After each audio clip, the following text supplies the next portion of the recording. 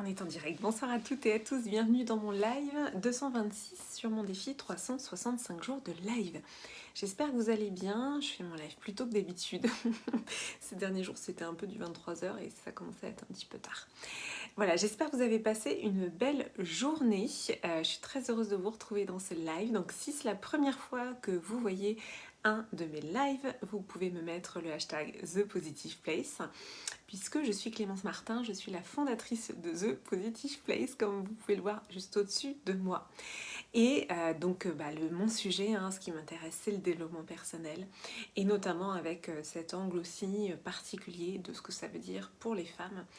Et puis aussi cet angle de guérison de nos blessures émotionnelles, et c'est justement un des aspects que je vais aborder ce soir. Donc quand vous êtes là, si vous êtes là, vous pouvez me faire un petit coucou dans les commentaires. Si vous êtes là en replay, vous pouvez me mettre le hashtag replay.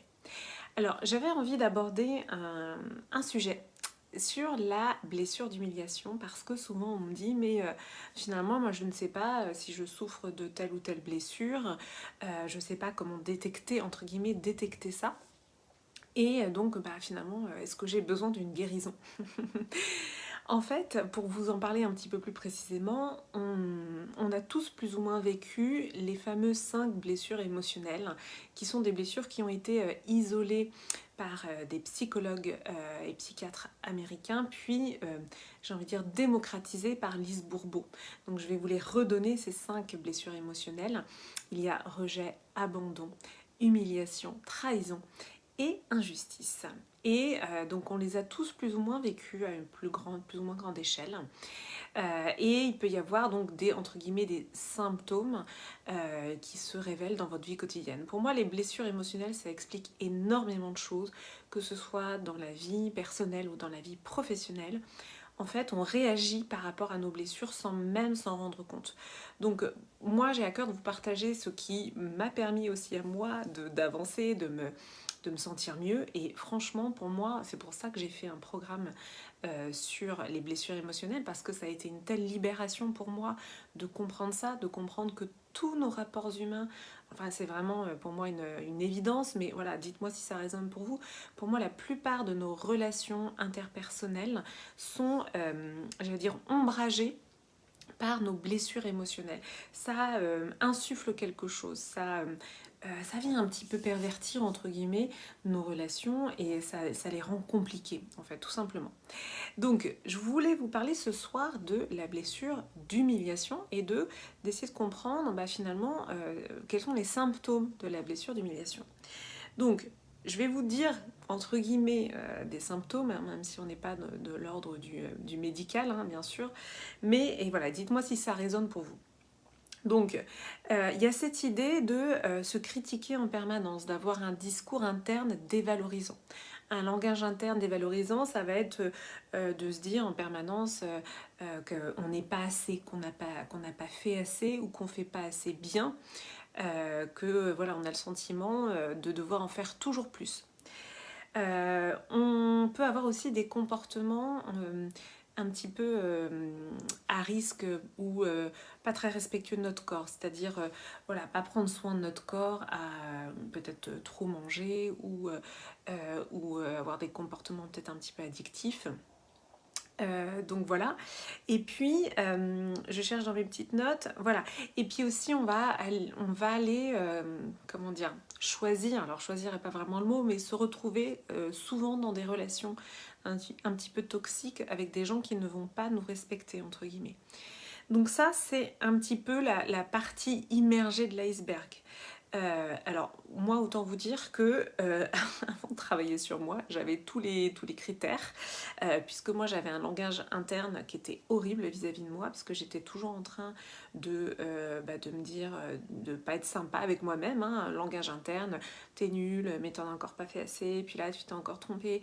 Enfin voilà, un discours où j'étais tout le temps en train finalement de me harceler, entre guillemets. Et puis j'ai eu des comportements anorexiques, boulimie. et fréquenter des gens qui ne me respectaient pas.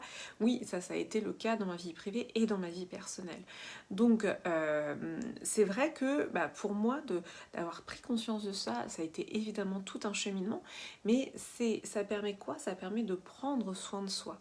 Prendre soin de soi, c'est ne pas fréquenter des gens qui vont être toxiques pour nous, prendre soin de son alimentation, de son sommeil, de soi tout simplement, et puis prendre soin de son langage intérieur, de ses pensées.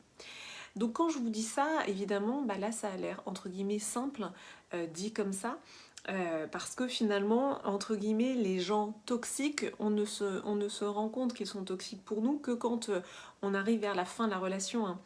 Vous avez sûrement des amis ou vous-même, vous vous êtes dit mais c'est pas possible, je suis encore tombée sur ce type de profil. Enfin voilà, donc on peut se poser la question, mais pourquoi on retombe toujours sur ce type de profil? Eh bien, en fait, c'est un petit peu comme si vos blessures, elles allaient se manifester à vous pour que vous puissiez, entre guillemets, les guérir. Donc c'est vraiment ça le processus, c'est que tant que c'est pas venu dans votre conscience et qu'il n'y a pas quelque chose, on va dire, de cicatriser, eh bien en fait la blessure va se remanifester à vous par le biais d'expériences, des expériences voilà, qui vont réveiller en fait cette blessure. Et finalement, la blessure d'humiliation, ça peut être des petites choses qu'on a vécues, la plupart de nos blessures, hein, c'est entre 0 et 7 ans. Donc ça peut être des petites humiliations, ce qu'on appelle des petites humiliations, c'est-à-dire on a eu notre vêtement qui était très sale et puis tout d'un coup on a eu honte par rapport aux copains. Ça peut être d'avoir dit une bêtise, d'avoir dit un mot et puis tout le monde s'est moqué de soi enfant. Et là, ça déclenche la blessure d'humiliation. Donc ça, c'est entre guillemets des petites choses anecdotiques, mais qui sont graves à l'échelle de l'enfant, évidemment. Et puis après, il y a des choses évidemment bien plus graves, comme des enfants battus ou ayant subi des abus sexuels. Donc là, on est évidemment dans quelque chose de beaucoup plus grave. Donc vous voyez, en fait, j'ai envie de dire l'éventail en fait, de ce qui provoque une blessure d'humiliation, c'est quand même assez large. Mais les conséquences, elles sont...